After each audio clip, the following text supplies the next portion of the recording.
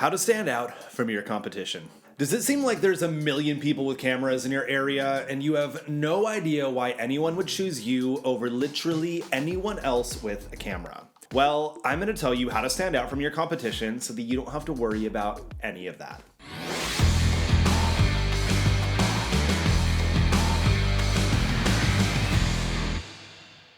Hello, my name is Mike Lloyd. I've been a professional photographer in Silicon Valley, California for 12 years, and I don't have any competition. You're like, okay, you're crazy. And that may be true, but I don't have any competition. While there may be a ton of other photographers here, no one does what I do. And no one does it the way that I do it. And it's the same for you, which is our main competitive advantage. But I'm going to give you 3 tips on how to eliminate your perceived competition. Notice I said perceived competition because, again, you don't have any competition. It's all up here. All right, number 1, stop paying attention to what other photographers are doing.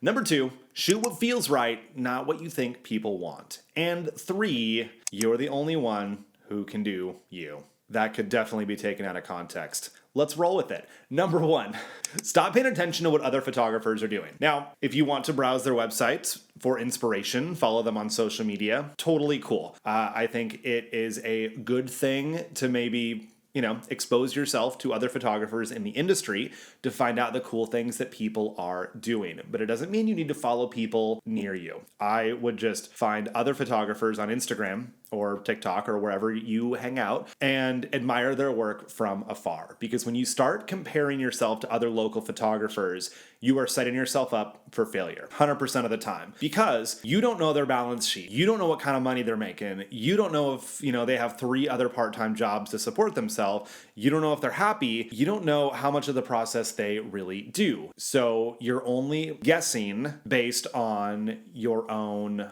insecurities. And you're like, I don't have any insecurities. I'm like, well, you do if you're comparing yourself to other photographers. We've all done it. And we want to know what our competition is doing so that we can stay competitive. And it's just not the case, which I will expand on in number 3. But their pricing model, maybe they charge a lot less than you think you should charge. That's fine. Again, you don't know if they're actually running a profitable business. Maybe they're not even running a business. And you're like, well, they have all these photos on their Instagram page of all these, really sexy people doing sexy poses, and it looks like they're crushing it in the boudoir space. Maybe they are, or maybe they just hire a bunch of models and they do all these shoots and they don't have any actual real paying clients. You don't know. You have no idea what's going on behind the scenes. So do not assume that they are literally anything other than someone who takes photos and here they are for public viewing. Worry about yourself. Worry about your own numbers. Don't worry about them. Focus on yourself. Focus on your own numbers. Focus on your own growth and development and your own business and happiness. That is all that you can control. So that is super duper important. The only times that I really check out what my fellow photographers in my area are doing is when I am blogging or doing Google AdWords, when I'm marketing, because I want to know what are they competing for keyword-wise in Google? How do I come up higher in my search rankings? And in order to do that, I need to know where everyone else stands so that I can out SEO them. That's really the only time I look to see what other people are doing. And the bar is usually really, really low. I had started serving clients in St. Louis, Missouri. I was traveling back and forth a lot for a few years. And so I created a single page on my website. I looked up what the local photographers were doing SEO-wise. And within, maybe a month, I was already the number 2 search result for boudoir St. Louis. And I'm in California. So that is really the only time I recommend comparing yourself to your fellow photographers. They're not competition, they're fellow photographers. And also, it could be great to know the other photographers around you, whether you host meetups or go to meetups or just reach out and say, hey, do you want to grab coffee, chat photography sometime? We all enjoy doing that. Or a beer or whatever, but just have them in your back pocket. So if a client calls you and they're like, hey, I would love to book a shoot with you, but you're out of my budget, you're like, cool, I know this other guy over here. Let me make a referral for you. And then you get a finder's fee off that referral, maybe half the session fee or whatever it is. Or somebody's like, hey, I love the boudoir photos. Do you want to shoot shoot my wedding. You're like, I appreciate that, but F no, I don't shoot weddings. But I know this amazing wedding photographer over here. Let me refer you over. And then you collect a finder's fee off of that for sending them business. So get to know your fellow photographers. They're not competition. They're part of an ecosystem just like you are, and you can all benefit from each other. Number 2, shoot what feels right, not what you think people want. When I first got started shooting boudoir, everything I did was dark and moody. I don't do the light and airy. I don't do traditional boudoir poses. Pre-Instagram, pre-Pinterest, I was tearing pages out of magazines and copying the poses in my shoots. And that's where I learned my posing. So if you want to pick up a copy of the book, I got it linked down below on boudoirguild.com. The idea is I did things my own way, my own lighting style, my own posing. I use my own verbiage. I don't take sexy photos. That's not what this is all about for me. And no one else in my area does that. I don't know of any other photographers who quite shoot like what I do. And that's amazing because I have no competition. And my work was different from everybody else's. And I talked about it differently from everyone else. And the clothes were different because you don't have to wear lingerie. You can wear whatever the F you want in my shoots. And I encourage that. And not everyone else does that, which is great. But it's how I want to do it. So rather than looking what everybody else was doing and trying to copy that, to fit in, that only makes me a copy, probably a crappy one, of what everyone else is doing. I just did things my own way and built a name for myself doing what I do. And I'm known for the thing. And when you look up any local hashtags on Instagram and see photographers posting, you can spot mine a mile away because everyone else is shooting natural light, outdoors, all the light and airy stuff, the simpler approach. And if you love that, amazing, own it. But don't do it because you think people want it. Do what feels good for you. Because if you're going to be doing this for years and years, shooting over and over and over and over and over again, you need to make sure it feeds your soul and it doesn't feel repetitive. So staying creative, staying true to yourself as an artist, because that's why we all got into this in the first place. We love photography. That is what's going to keep you passionate and allow you to continue doing this for a long, long time.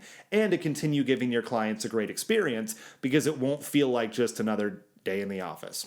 And number 3, there's only one of you. No one else can touch that. You're like, but I am a triplet. There are 3. I'm like, wrong. Your DNA is different. Your fingerprints are different.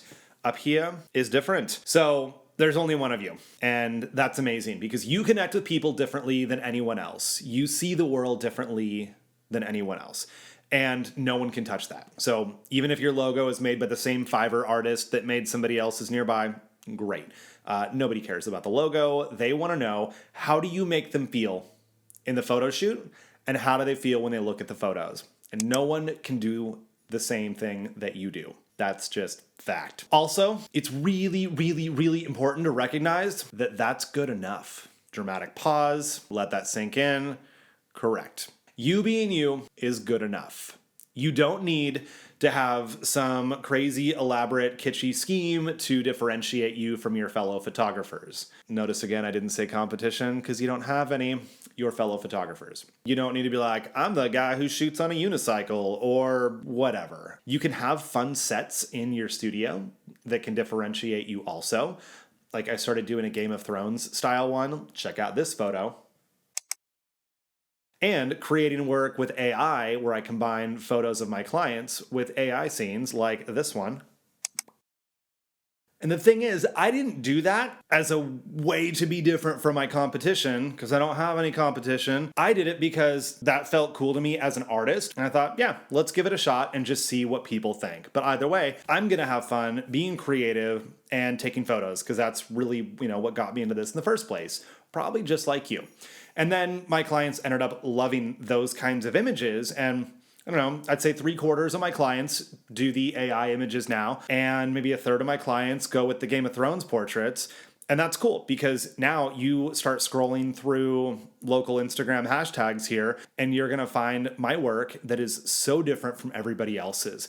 But again, it's not why I created it. I created it because I'm a creator. I put it out in the marketplace. People loved it. And now I can continue doing it. But I've also done things in the past where I thought, oh yeah, this is totally going to blow up. I'm going to get featured on TV and every magazine cover is going to want me to shoot now. And then no one gave a crap about that kind of photography that I was shooting. So, you can't win them all. But that's fine. It kept me going as an artist, kept me hungry, and keeps me motivated. So you can do the same. So those are my 3 tips on how to differentiate yourself from your fellow photographers. Not your competition, because you don't have any. Number 1 is stop comparing yourself to others. Number 2, shoot for what feels right for you, not for what you think you need to shoot. And number 3, there's only one of you, and that's good enough. So if you want to know more about how to differentiate yourself and further your brand, start by subscribing to this channel. That's really the best way to do it. I'm pointing down as if I know where the button is.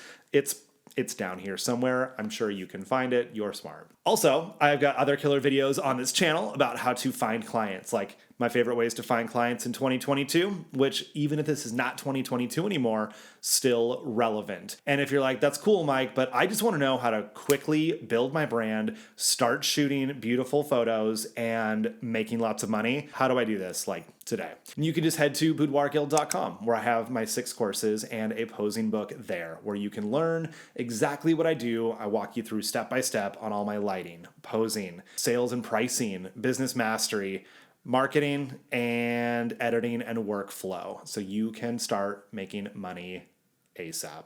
You are amazing. We'll see you inside.